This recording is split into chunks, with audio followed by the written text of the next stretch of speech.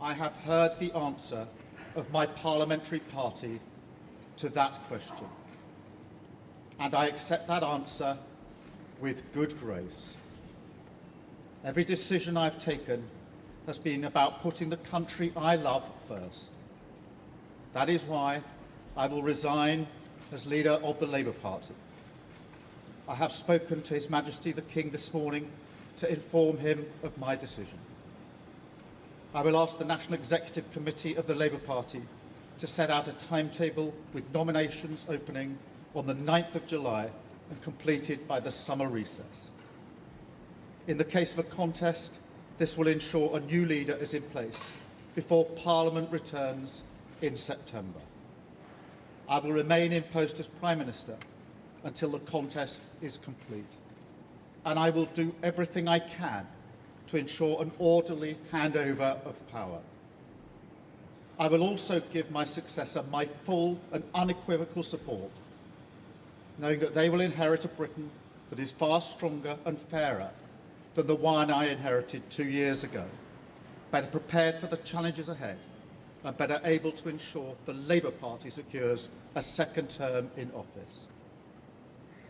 I want to thank all of those friends and colleagues who have been at my side for these past 6 years or so, for their incredible commitment, service and support. I want to thank the brilliant Number 10 staff and our country's extraordinary civil service who dedicate their lives to public service. And when I leave the biggest job in the country, I shall spend more time on the most important job, being the best husband I can to my fantastic wife Vic, who has been a rock by my side through good times and bad, and being the best dad I can to my beautiful children, who are my pride and my joy. Thank you very much.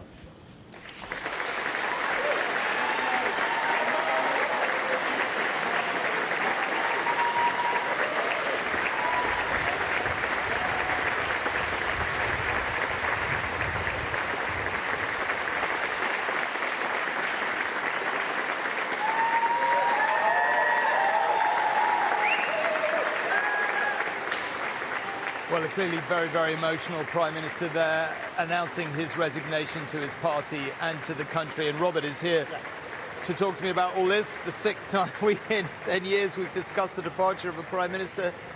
Listen, I mentioned the anti-Brexit campaigner blasting down the street as the Prime Minister came out, partly because I can never really decide whether there's something sort of gloriously British about this, that, you know, freedom of speech and everything, or kind of awful that a man is making this emotional resignation speech in this sort of chaotic environment.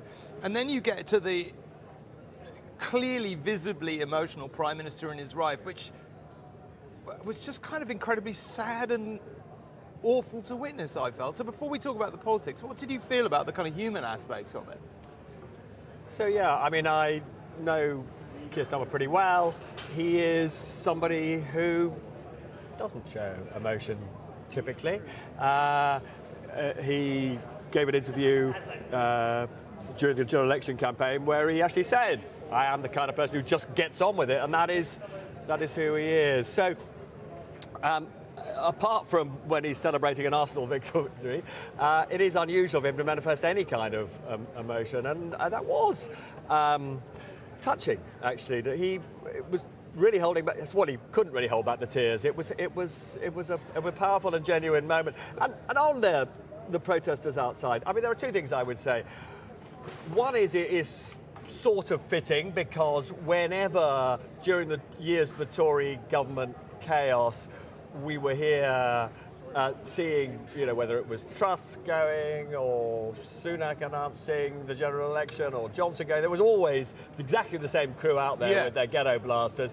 And it reminds us of, I guess, Keir Starmer's biggest failure, which is he promised to end Tory chaos, and that has not happened. On the other hand, I slightly feel like you. You know, when they turned the music up, I just thought, give us a break. You know, I mean... Well, I just suppose there's something slightly pathetic about a man, our Prime Minister coming out to resign, ending his career. Like, I don't know, whether 80 of his staff standing there in silence. His wife is, let's be honest, pretty much close to tears. I don't know. I just thought, what I really thought was, bloomin' hell, our national life's a bit broken. This is not a way a man should be announcing the end of his career. And what people will not have seen, if they were, because obviously our camera was locked off on the Prime Minister. I mean, Vic, his wife, looked. I mean, she really looked shattered, actually. Well, she has been trying to persuade him to continue. She feels, completely understandably, that he's been very badly treated by his party. So we should, I think, for a moment, analyse why it's come to this moment, because there is a big fact about Keir Starmer, which is, if we go back to the 2019 Boris Johnson general election victory, neither you nor I would have, or in fact did predict, that Labour would win a parliamentary landslide just 5 years after that. That looked a completely impossible ambition for the Labour Party. The best that we thought was, possible for the Labour Party was that they could regain credibility after the Corbyn years. And so it was yes, you can blame Tory chaos, you can blame Johnson and Truss and Sunak, but truthfully, it was a remarkable thing, a genuinely remarkable thing, to lead Labour from oblivion to, I think it's the second biggest majority in parliamentary history. But it is events since the election that have caused his downfall, and I can summarise that in one word, which is Farage. Because what we have seen since the election is reform under Farage going from, I think it was about 14% of the vote, and he won his seat in that election, 2024, to, most polls would say 25, 26%. There was a period when they were over 30%. They did incredibly well in those recent local elections, and not badly in the Welsh and Scottish elections. Yes, they haven't done so well in by-elections, but broadly Labour MPs came to the conclusion, that is what Prime Minister more or less made explicit just now, they have come to the conclusion that he was not capable, Labour MPs feel, of seeing off the challenge from Nigel Farage. And therefore, pretty much the only reason he's going is because Labour MPs, many of them, believe that Andy Burnham is capable of defeating Farage, and Starmer isn't. Let's talk about, I definitely want to talk about what comes next, does Andy Burnham win? But before we do that, it's just something which I'm probably not very articulately trying to put words to, which is, this reminded me of Gordon Brown's resignation, actually. A man not given to visible emotion, sort of being very clearly emotional. His wife, he walks out with his kids afterwards and all the rest of it. And we said, were people who said, why didn't he show more of that when he was in power? But here we are, we're losing our 6th Prime Minister as a country in 10 years. I know we make light of it and all the rest of it. We don't. And we don't, Tom. We do not make light of it. We are becoming Italy, and at some point we have to say to ourselves, Italy looks relatively stable. Italy looks relatively stable right, compared to the UK at the moment. You're right. We sort of grew up in an era where lots of members of the British establishment would sneer at the instability on the continent, and Italy was always singled out. I'm maligning Italy. I shouldn't. It's a bastion of stability these days. More recently, it has had more stability than us. He's also, I should remind you, got a Prime Minister in Giorgia Meloni, who literally just 2 days ago took on Donald Trump in a way I'm afraid Keir Starmer never had the gumption to do. But yes, you are talking about an incredibly serious problem for the UK, which is that the outside world doesn't know who's in charge, and British people don't know who's in charge, because just when you think you've got a government that looks stable, this happens. Okay, let me ask you, the question I guess I'm trying to ask is, MPs keep coming back with the answer, oh, it's the leader. The leader's the problem, let's change the leader. There's only so many times, you know, when you get to the stage of changing your leader for the 6th time in 10 years, don't you as a nation have to wonder if there isn't a different problem? Look, I mean, this in politics is way more complicated than it was when you and I both, you know, became political junkies. And in particular, the rise of social media has just created tremendous uncertainty in terms of what citizens think is actually going on. That makes it very hard for politicians. Second problem, we haven't had a growing economy since the financial crisis of 2007, 2008, and there are, you know, millions of British people who have just lost confidence in our established parties, and therefore we've seen the rise of Reform, but also the Greens, Dems doing better than they were, obviously SNP in Scotland, Plaid Cymru in Wales. This fracturing of support, the end of political tribalism, again makes life much more difficult for leaders. But it's not impossible, right? Politics is not impossible. And I have to say that I think that, you know, this party, this Prime Minister, did make some serious strategic errors, of which the most important, and this is, you know, bringing us on to the challenge that Andy Burnham will face, is a manifesto, a Labour manifesto, that was not fit for the challenges this country faces. The way that they restricted their ability to raise the big taxes, whether it's VAT or income tax, the restrictions on what kind of relationship we could have with the EU, the way subsequently, which is related to the manifesto, they rewrote the fiscal rules. All of these put constraints on Keir Starmer and his government in the way that he could respond both to the external challenges, the economic and political shocks from Trump, but also the underlying cause, which is an economy that isn't growing in a way that raises living standards and gives people hope. And so, you know, Keir Starmer can't wash his hands of that. That was his fault, right? Yeah. But he's also passing that manifesto on to Andy Burnham. And, you know, the truth is, he can't magic away that manifesto. Now, he may, you know, he's basically got two choices, really, or three choices. He's got three choices. He's got lots of choices. But on this, he's got three choices. Yeah. I mean, one is he could ignore the manifesto, just do his own thing, but he'll be accused by the other parties of, you know, betraying the promises that Labour made to the British people. He could stick to the manifesto, but my goodness, he'll find it difficult to fix the nation's problems. Or he could spend, I don't know how long it would be, but actually mapping out a different path for the UK, and then hold a general election on the basis of that different path to get support. But it will, this is, I mean, when Keir Starmer was out there this morning, and I had Burnham in my head, I was thinking, well, you know, be careful what you wish for, Andy Burnham. You know, looking at this man here. Yeah. I mean, there is one member of the cabinet who said to me over the weekend, you know, when he was telling me that he thought that Keir Starmer was going to go, and he said, but by the way, there will be another one of these events before the next election. You know, he did not believe Andy Burnham would make it all the way to the next election.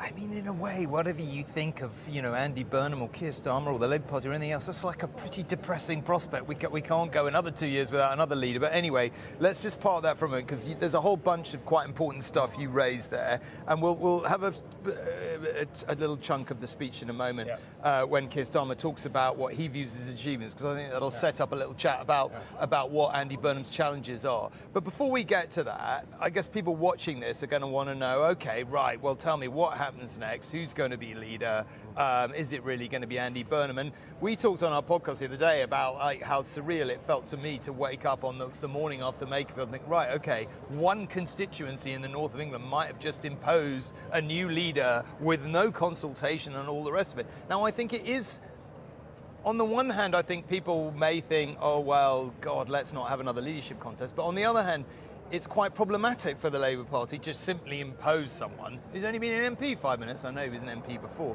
Where do you think the thinking is on that, about whether the party really does need a lead? I mean, in the end, no one else may get 81 nominations, but it's like that. That feels like a really complicated one for the Labour Party to solve, to me.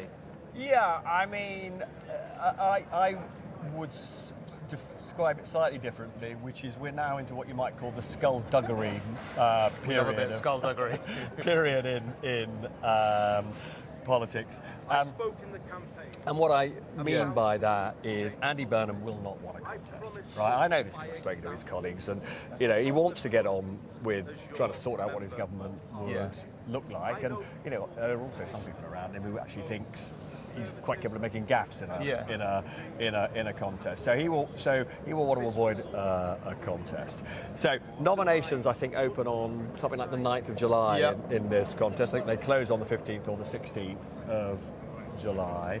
So there will now be a couple of weeks, where Andy Burnham will be talking to the potential contenders, Wes Streeting, Al Calms. I mean, I don't think the former Deputy Prime Minister Angela Rayner is going to be a candidate, but I think if others were there, you never know, she might chance her arm, who knows. But he will be talking to all of them and basically saying, what do you want? Which job do you want? What do you want? What job do you want? And trying to buy them off. Okay. But there will be quite a lot of Labour MPs, particularly those who, not every Labour MP is happy that Keir Starmer has been forced out. And quite a few of those will say, this is ridiculous. We don't really know who we're choosing as Prime Minister. He's, in Andy Burnham, he has to be tested. And the only real way to test him is in a leadership contest. Well, of course, Keir Starmer did get tested, and in the end was found certainly by his party to be wanting. Let's just hear his version of his time in office. And look at what we've achieved in just 2 years. An economy that is stronger, growing faster than our peers, wages rising faster than inflation in every single month since we came to power, investment secured, infrastructure being built, an end to austerity, with the fastest fall in NHS waiting lists for 17 years, the biggest improvement in rights for workers and renters in a generation, the biggest uplift in defence spending since the Cold War, small boat crossings falling, asylum hotels closing, protecting young people from social media, and 500,000 children being lifted out of poverty because of the choices that I made.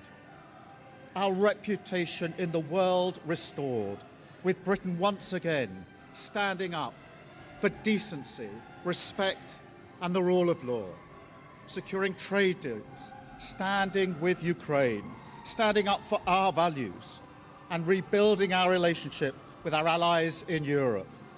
Change promised by a Labour government, change fought for by a Labour government, change delivered by a Labour government. Okay, Keir Starmer there giving us his version of what he felt he achieved in office, which clearly wasn't enough for his party and arguably not for the country. You mentioned just before we went into that clip the challenges that Andy Burnham's faced. I mean, obviously you and I, a lot of people watching this won't have necessarily followed every dot and comma of the Makefield by-election. I'm sure they have better things to do with their lives by and large than listen to every word of that. But there was a fair degree of flip-flopping, I think it's fair to say, from Burnham on some of the key issues. Yeah. You've talked repeatedly, even in the last few minutes, about the need for kind of, a bold approach to Britain's challenges, because everyone agrees that the country isn't working as well as it maybe should. I mean, do you feel like you have a sense yet of a Burnham premiership, if indeed that's what we get? So look, those who are advising him on, I would argue, the most important set of policies, which is how do we make people richer, people particularly on lower incomes, have got some very radical proposals. So there was a paper published last night by a couple of economists who are thought to be close to him, who talk about how all of our big problems when it comes to living standards stem from the privatisation of the public services, from water to energy to rail, and the implication is that a way would be found under Burnham to get back state control, even state ownership of these, enormously important public services, and they do. Everything from housing, which is also they refer to, through to energy, is a big impact on the crushing of people's living standards. But anything bold in that area would cost a lot of money. And at a time when the government's debt is not far over 100% of our national income, and those who lend to the UK are increasingly anxious about our ability to repay. If Andy Burnham wants to be radical in that way, he's got to do it in a way that doesn't terrify investors in the UK. It is not, he's got big ideas potentially, but it's not at all clear at this stage how many of them are more practical than Liz Truss's big ideas, for example. For many of the people watching this, sitting at home, wanting to know how their lives are going to get better if Burnham gets in charge, right? You've talked before. Now, a lot of people listening won't have heard of Jim O'Neill or Andy Haldane or some of these other people. Economists that you respect, you've known for years, you think are quite different in the way they think about the economy and public debt and everything else. How do you think there is a road, whether Andy Burnham or anyone else takes it, to be a little bolder and get our economy moving a little faster so that we can get out of this painful period of stagnation with all the political chaos and aggro and aggravation that comes with it? No, there absolutely is. I mean, I'm not in any sense a fatalist that somehow we're doomed to stagnation and decline. But it does require, you use the word bold, right? It requires a leader who not only makes generous promises, like we'll have more control over our energy companies and we'll force them to get the price down, but equally, we will find the inefficiencies in public services or some elements of the welfare bill that are not working, and we'll take controversial decisions, whether it's welfare or pensions, and bring those bills, or at least bring the rate of growth down. What I would argue, the person who is closest to Keir Starmer in the government, Richard Hermer, who's the Attorney General, is here. We've got literally a minute left on there, so a minute and a half. I think the point about Robert and I feel about this was that was a really kind of awful morning. The Prime Minister was very emotional, his wife Vic was very emotional. I mean, what conclusions we reach about it is a different matter. What's your reaction to it? Well, look, I mean, it was obviously not a moment that the Prime Minister wanted to experience. Or his friends, for that matter. Or his friends, for that matter. But look, I mean, just look at the way he did it, right? With decency and with dignity, putting country first every single time. I mean, when he first came in and he said, "I always put country first," people thought it was just an empty political slogan. No, it's not. You've seen that.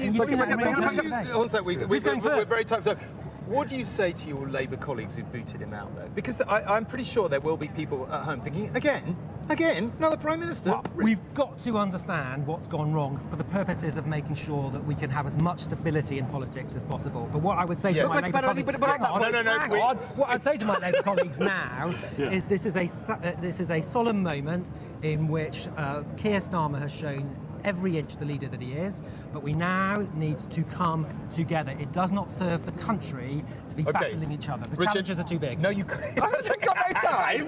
We've got to stretch the time. Thank you very much for joining us. Robert, I'm sorry to interrupt you. Listen, here we are. Sixth Prime Minister in 10 years has disappeared. We'll now, Robert and I, no doubt be standing here many more minutes and hours as we debate who is going to be the next Prime Minister. It was an emotional, honestly, truthfully, rather sad morning as the Prime Minister came out, clearly very upset, as was his wife. We'll pick it up later. Goodbye.